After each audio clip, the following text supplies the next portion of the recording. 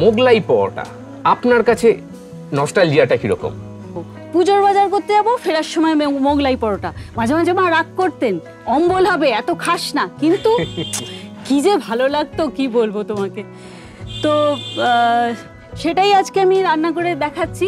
আমি এখানে ময়দাটা আগে থেকে মেখে রেখেছি। 2 চামচ ময়দা, সামান্য ময়ান দিয়ে, সাদা তেল দিয়ে, একটু নুন চিনি দিয়ে মেখে রেখেছি। আচ্ছা, এই আমার পেঁয়াজ কুচি, ধনেপাতা কুচি, ডিম, কাঁচা লঙ্কা কুচি, রিফাইন্ড তেল, টমেটো কুচি, স্বাদ মতো লবণ দেব, আর একটু ব্রেড ক্রাম্ব। আচ্ছা,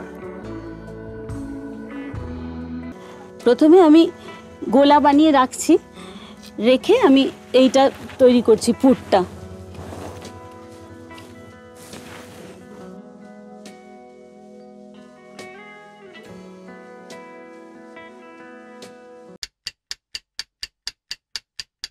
দিদি ডোগুলো তো মনে হচ্ছে আপনার পুরো রেডি, এবার কি করবেন?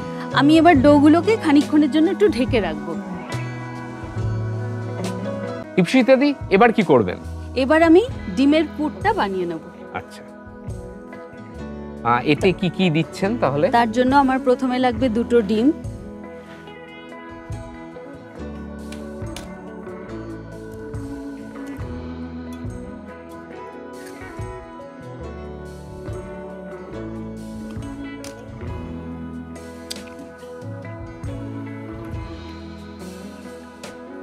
তাতে একটু পেঁয়াজ কুচি, ওকে, একটু ধনেপাতা কুচি, আচ্ছা, কাঁচা মরিচ স্বাদ অনুসারে, কেউ কেউ আচ্ছা। ঝাল বেশি কেউ ঝাল ভালোবাসে, বেশি খায়, কেউ কেউ ঝাল কম খায়, সেই খায়। অনুযায়ী আপনি দিচ্ছেন। আমরা জেনারেলি ঝাল একটু বেশিই খাই। আচ্ছা আচ্ছা,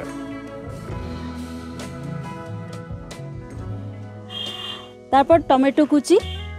কেউ কেউ আবার টক টকটা পছন্দ করেন না, তারা টমেটোটা স্কিপ করতে পারেন সেক্ষেত্রে।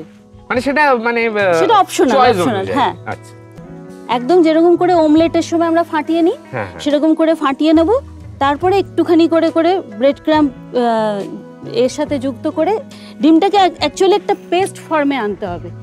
আসলে পরোটার মধ্যেখানে এটা দেবো তো যাতে না বেরিয়ে যায়, বুঝলেন? বেসিক্যালি ব্রেড ক্রাম্বটা একটা ওটাকে মানে সলিড রাখবে, টাইট ইয়েস রাখবে ইয়েস। অনেকটা।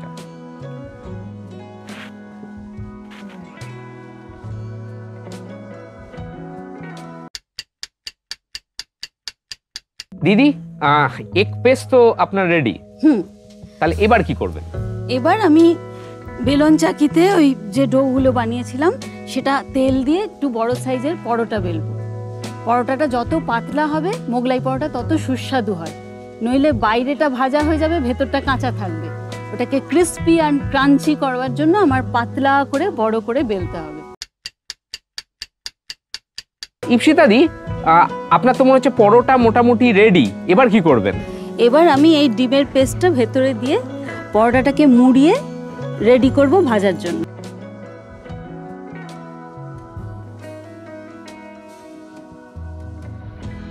অ্যাকচুয়ালি ময়ান বেশি পড়ে গেলে এটাকে গোল করাটা একটু টাফ হয়ে যায়, কিন্তু ব্যাপারটা সেটা না, এনভেলপটা দেখতে সুন্দর হলেই হবে। কিন্তু এনভেলপটা কেন দেওয়া হয়, মানে কোনো বিশেষ কোনো কারণ আছে? হ্যাঁ হ্যাঁ, যেহেতু এই ডিমের পেস্টটা দেওয়া হচ্ছে ভেতরে, এটা যাতে পাশ থেকে বেরিয়ে না যায় ভাজতে গেলে। এইভাবে মুড়ে এর ওপর দিয়ে দেব, আবার এটাকে এই পাশে মুড়ে এটাকে এইভাবে মুড়ে বেশ একটা সিল করে দেওয়ার ব্যাপার আছে, একদম সিকিউরড করে তারপর এটা ভাজতে হবে। এটা একটু ছোট হয়ে গেল। এবার আমার কড়াই গরম হয়ে গেছে, এটা ডুবো তেলে ভাজতে হয়, তাই তেলের পরিমাণটা একটু বেশি করে দিতে হবে। মানে একেবারে যাকে ইংরেজিতে বলে ডিপ ফ্রাই। ইয়েস, যতক্ষণ এই তেলের মধ্যে ফেনাটা উঠছে ততক্ষণ ছাড়া যাবে না।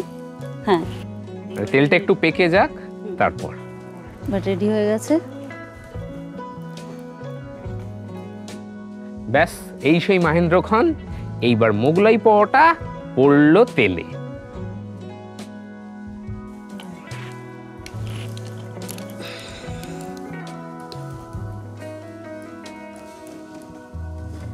একটু একটু করে গরম তেলগুলো উপরে দিয়ে দিতে হবে যাতে ওপর নিচ সমানভাবে ভাজা হয়। আচ্ছা,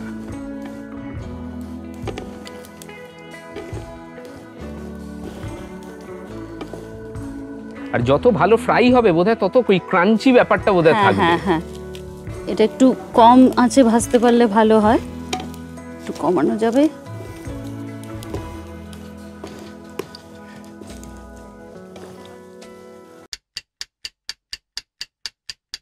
দিদি যা গন্ধ আসছে আর যা রং, তুমি তাড়াতাড়ি তুলে দাও, আমি আর তর সইতে পারছি না। হ্যাঁ ভাই, তৈরি হয়ে গেছে, এক্ষুনি দিচ্ছি। তবে আজকে কিন্তু আমি কোনো তরকারি বা সস দিয়ে দিচ্ছি না, শুধু স্যালাড দিয়ে তোমাকে দিচ্ছি। তরকারি সস আমার কিচ্ছু লাগবে না, স্যালাডও তোমার না দিলে চলবে। মোগলাই পরোটা আছে, সেখানে আবার তরকারির কিসের দরকার? উফ,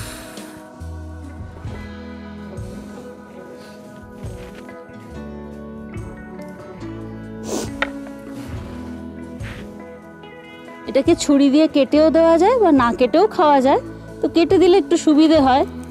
দেখেছো কিরকম ক্রিস্পি হয়েছে? একদম। এবং ক্রাঞ্চিনেসটা মানে দেখে তো বোঝাই যাচ্ছে, এবং তার সাথে কানে আওয়াজটা আসছে কুড়মুড়ে কুড়মুড়ে।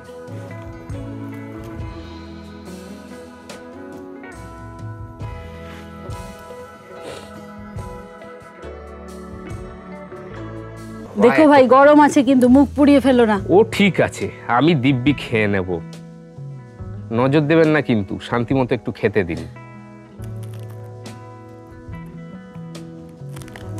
কেটে দেবো আর একটু? না না, কিচ্ছু লাগবে না, আমি কেটে নেব। গরম গরম মোগলাই পরোটা, আমি শুধু অপেক্ষা আছি কখন এটা আমার মুখে যাবে। সাবধানে কিন্তু, হ্যাঁ।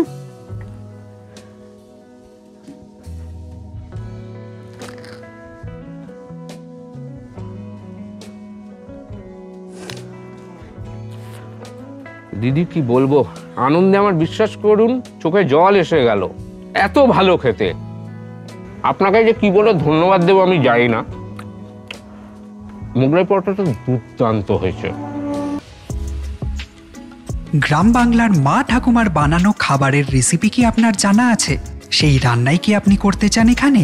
তাহলে আজই খাবারের নাম সহ হোয়াটসঅ্যাপ করুন এই নম্বরে 8972324479।